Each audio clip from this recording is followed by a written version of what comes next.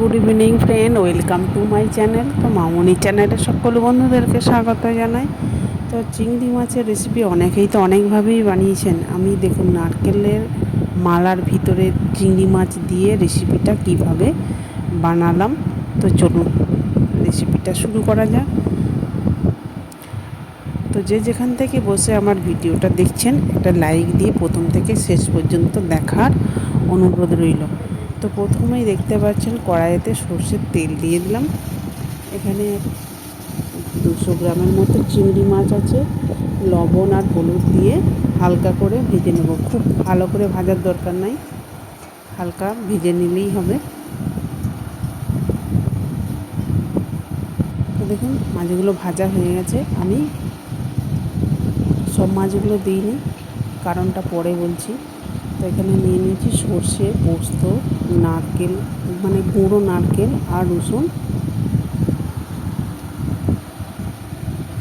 শুকনো পেস্ট করে নিলাম। তারপরে দিয়ে দিচ্ছি দেখুন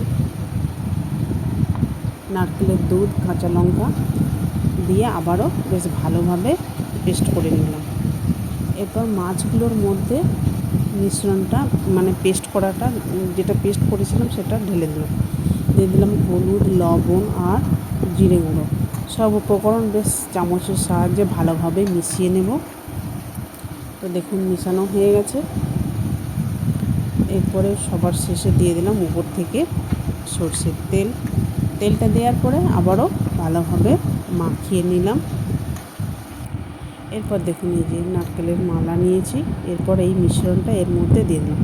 তো দেখতেই পাচ্ছেন মালার সাইজটা ছোট আছে, তাই মাছগুলো আমি সবগুলো দিইনি, তা নাহলে কিন্তু সবগুলো দিলে মালার মধ্যে ধরতো না, তাই কিছুটা রেখে দিয়েছি।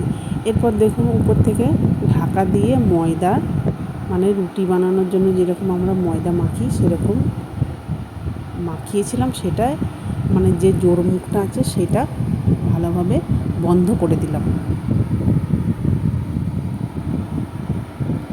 দেখতেই পাচ্ছেন এই যে খুব সুন্দর বন্ধ হয়ে গেছে, আর কিন্তু দুটো খুলে যাচ্ছে না। এরপর দেখুন বাগানে চলে গেলাম। কিছুটা আমি মাটিকে জল দিয়ে কাদার মতো বানিয়ে নিয়েছি। এরপর এইটাকে কাদা দিয়ে পুরোটাই আমি ঢেকে দেব।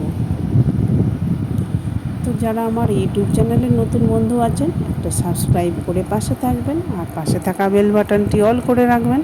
তাহলে আমার নতুন নতুন রেসিপি ছাড়ার সাথে সাথে সবার আগে আপনার কাছে পৌঁছে যাবে।